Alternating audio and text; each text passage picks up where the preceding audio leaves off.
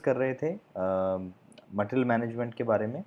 अब हम लोग इस वीडियो में ये देखेंगे, स्टेप्स देखेंगे एज अ मटेरियल मैनेजर या फिर मटेरियल असिस्टेंट या मटेरियल एग्जीक्यूटिव होने पर आप लोगों को क्या क्या चीज़ें वेरीफाई करनी होती हैं प्रैक्टिकली, और क्या क्या काम आपका बेसिकली मेजर रोल होता है। That's what you have to understand.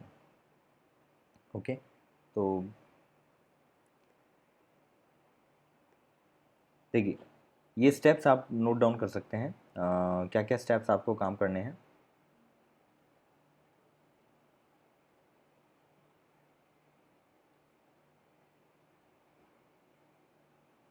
देखिए, नंबर वन, जब भी कोई मटेरियल आप मटेरियल मैनेजमेंट डिपार्टमेंट या रिसीविंग डिपार्टमेंट में हैं और कोई भी मटेरियल प्रॉपर्टी के अंदर, फैक्ट्री के अंदर, आपकी कंपनी के अंदर आ रहा है, तो उसमें आपको क्या क्या चीज़ें चेक करनी होती हैं। सबसे पहले जो वो गुड्स आएंगे तो वो हमेशा आपके इनवॉइस के साथ आएंगे या फिर चालान के साथ आएंगे, राइट।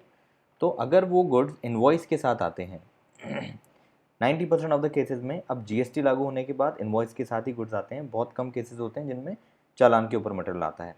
और एज अ कंपनी आपको ये करना ही चाहिए कि इनवॉइस पे ही गुड्स आ जाएं, ताकि आगे की प्रॉब्लम्स सॉल्व हो जाएं। आगे भी बहुत ज़्यादा प्रॉब्लम्स होती हैं वरना। तो इनवॉइस के साथ जब गुड्स आते हैं तो आप लोगों को ये चेक करना है कि invoice is in the name of the company और नॉट, या इनवॉइस पे जो नाम है वो कंपनी का नाम है या नहीं। कंपनी का लीगल नेम होना चाहिए। It should be the legal name. जैसे कि रिलायंस इंडस्ट्रीज प्राइवेट लिमिटेड। अब जैसे मेरी रिलायंस इंडस्ट्रीज़ खरीद रही है अगर, तो रिलायंस इंडस्ट्रीज़ का नाम होना चाहिए रिलायंस इंडस्ट्रीज़ प्राइवेट लिमिटेड। ये पूरा बिल पे नाम होना चाहिए। ऐसा नहीं होना चाहिए केवल रिलायंस लिख दिया। That is wrong. That is not acceptable as a taxable invoice by the tax authorities. तो टैक्स अथॉरिटीज़ बाद में झगड़ा करती हैं, इसलिए कंपनी का full legal name should be there. Number two वहाँ पर होना चाहिए कंपनी का जीएसटी नंबर। यानी कि अगर हमारी कंपनी खरीद रही है तो हमारी कंपनी का जीएसटी नंबर उसके इनवॉइस पे होना चाहिए। ये हमें चेक करना है। चलिए, फिर उसके बाद डेट हमें चेक करनी है। इनवॉइस की date should be with in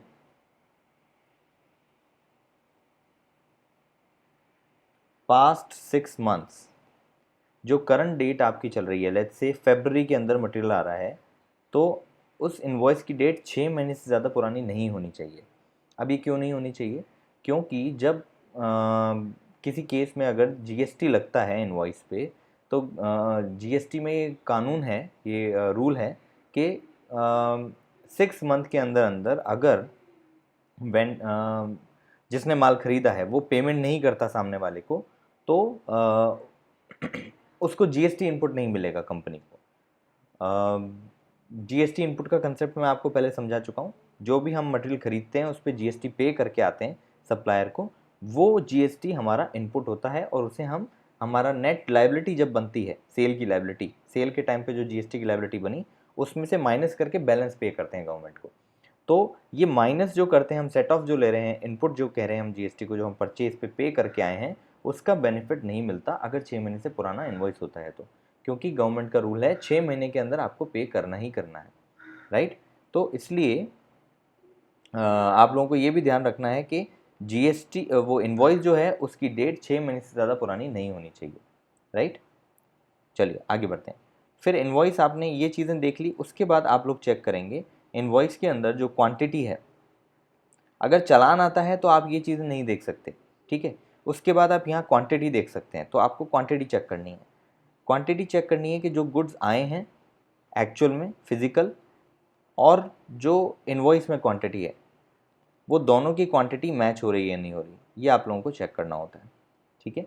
count करना पड़ेगा आपको। डब्बे लिख, अगर सील पैक डब्बे होते हैं तो सील पैक डब्बों पे बाहर डिस्क्रिप्शन होता है कि एक डब्बे में कितने पीस हैं, तो उसके हिसाब से आपको पूरा चेक करना होता है, अच्छा कैलकुलेशन करके, ओके इतने इतने आए हैं तो इतना ये टोटल क्वांटिटी आई है, which is matching with the invoice, ठीक है।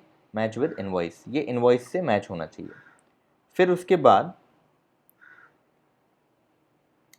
बाद हमें चेक करना होता है जो क्वांटिटी उसमें आई है इनवॉइस में, it is matching with your purchase order और नॉट। आपको ये चेक करना है कि परचेज ऑर्डर के हिसाब से ही क्वांटिटी आई है या नहीं आई है।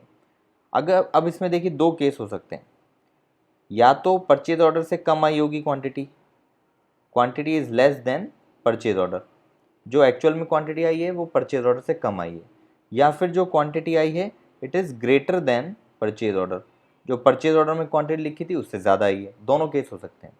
तो देखिए अगर परचेज ऑर्डर से कम क्वांटिटी आई है तो कहीं कोई परेशानी है ही नहीं, तो आप लोगों को कुछ भी करने की ज़रूरत नहीं है, क्योंकि कंपनीज क्या करती हैं, जब परचेज ऑर्डर रेज़ करती हैं तो पूरे साल भर का रेज़ कर देती हैं कि भाई हमें पूरे साल भर में आपसे 10,000 क्वांटिटी चाहिए, बट वो एक साथ ऑर्डर नहीं होता, वो धीरे धीरे ऑर्डर होता है।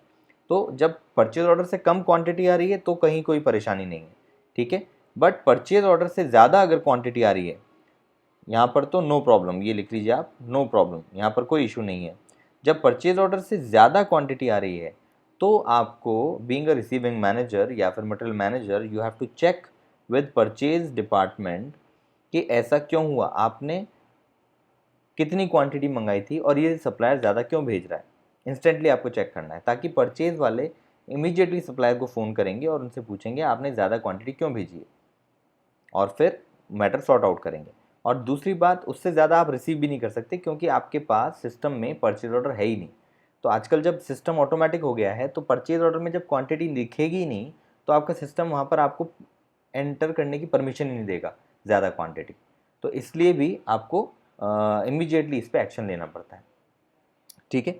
तो बेसिकली आपका काम होता है सबसे पहले इनवॉइस देखना, और फिर उसके बाद क्वांटिटी चेक करना, परचेज ऑर्डर से मैच करना, फिर उसके बाद फिर उसके बाद आपको चेक करना होता है सिक्योरिटी स्टाम्प, इनवॉइस पे सिक्योरिटी स्टाम्प है या नहीं, ये आपको चेक करना है। क्योंकि जब भी कोई मटेरियल फैक्ट्री के अंदर आता है, आपकी बिजनेस यूनिट के अंदर आता है, सबसे पहले सिक्योरिटी गेट पे एंट्री होती है, उस उनके रजिस्टर में एंट्री होती है, plus they put a stamp on it. उस पर ऐसा स्टाम्प होता है स्क्वायर वाला, उसमें होता है सिक्योरिटी गेट लिखा होता है, सिक्योरिटी गेट, और उसमें डेट होती है और उसमें साइन होता है कि किसने रिसीव किया है, और डेट लिख देते हैं और ऐसे स्टैंप लगा देते हैं। तो आपको पता रहता है कि किस टाइम वो आपके सिक्योरिटी गेट पे अंदर आया। तो ये सिक्योरिटी का स्टाम्प उस पर होना ज़रूरी है इनवॉइस पे। नहीं हुआ है तो आप उससे कहेंगे जाइए पहले जाके उसके स्टाम्प करवा के लाइए, और सिक्योरिटी डिपार्टमेंट से पूछेंगे कि कैसे स्टाम्प नहीं हुआ, क्यों स्टाम्प नहीं हुआ, उनसे रीज़न मांगेंगे, ठीक है। फिर ये बाद में, वरना ऑडिट में इश्यूज होते हैं। फिर फिफ्थ चीज़, सिक्योरिटी का स्टाम्प भी आ गया, सब कुछ हो गया, आपने क्वांटिटी भी चेक कर ली, सब हो गया। अब हम क्या करते हैं, यूज़र डिपार्टमेंट को कॉल करते हैं। जब सब हमने क्वांटिटी चेक कर ली, सब कर लिया, तो यूज़र डिपार्टमेंट को भी हम कॉल करते हैं और उनसे कहते हैं क्वालिटी ऑफ मटेरियल चेक करो, ठीक है। तो अब देखिए बहुत सारे डिपार्टमेंट होते हैं, जैसे सपोज़ फाइनेंस अकाउंट्स डिपार्टमेंट है, सेल्स डिपार्टमेंट है, या फिर आप अगर फैक्ट्री सीमेंट फैक्ट्री की बात करें तो मैन्युफैक्चरिंग डिपार्टमेंट भी होगा, और फिर उसके बाद एक कोई रिसर्च का डिपार्टमेंट भी होगा। तो जो डिपार्टमेंट मटेरियल मंगा रहा है वो डिपार्टमेंट आएगा और वो आके चेक करेगा, या फिर रिपेयर मेंटेनेंस इंजीनियरिंग का डिपार्टमेंट होगा। तो सपोज़ कोई इंजीनियरिंग के स्पेयर्स आए हैं तो वो रिसीविंग वाले को तो समझ में नहीं आएगा कि ये स्पेयर सही आए हैं क्या, ये लाइट सही आई है क्या, कौन सी लाइट मंगाई थी, क्योंकि उनकी स्पेसिफिकेशन ही अजीबोगरीब होते हैं बहुत सारे। तो इसलिए एक यूज़र डिपार्टमेंट से आदमी आता है, वो आके वहाँ पे चेक करता है कि क्वालिटी सही आई है नहीं आई है, चीज़ चल रही है नहीं चल रही, काम कर रही है नहीं कर रही। तो क्वालिटी चेक वाले के लिए यूज़र डिपार्टमेंट को बुलाएंगे और उसका इनवॉइस पे साइन कराएंगे कि उसने क्वालिटी चेक कर ली, ये इनवॉइस पे साइन कराएंगे। ये रिसीविंग डिपार्टमेंट को ही करना है। फिर उसके बाद जब ये सब काम हो जाएगा, ये सब वेरिफिकेशंस हो जाएंगे, आप उसके बाद अपने सिस्टम में पोस्ट कर देंगे कि हमने इतने गुड्स रिसीव कर लिए। ये क्वांटिटी आप पोस्ट कर देंगे आपके सिस्टम में, या रजिस्टर है तो रजिस्टर में लिख लेंगे। और फिर उसके बाद गुड्स, आप गुड्स प्लस इनवॉइस दोनों स्टोर में भेज देंगे। कहाँ भेज देंगे, स्टोर में ट्रांसफ़र कर देंगे इनवॉइस के साथ कि भैया जाओ स्टोर्स में, अब जाके स्टोर्स में स्टोर वाले उसको स्टोर करेंगे, राइट। तो ये सारे स्टेप्स होते हैं बीइंग अ रिसीविंग मैनेजर। आप लोगों को ये सब चीज़ें पता होनी चाहिए और ये सब चीज़ें चेक करनी है, ठीक है। नेक्स्ट वीडियोज़ में हम लोग एक केस स्टडी देखेंगे छोटी सी, जिसके अंदर जो डॉक्यूमेंट्स आते हैं एग्जैक्टली वो कैसे दिखते हैं, उनको कैसे वेरीफाई करना होता है, उस चीज़ को समझेंगे, ठीक है। और इसमें कोई क्वेश्चन है तो आप लोग प्लीज़ हमें लिख सकते हैं। Thank you so much. Please watch the next video.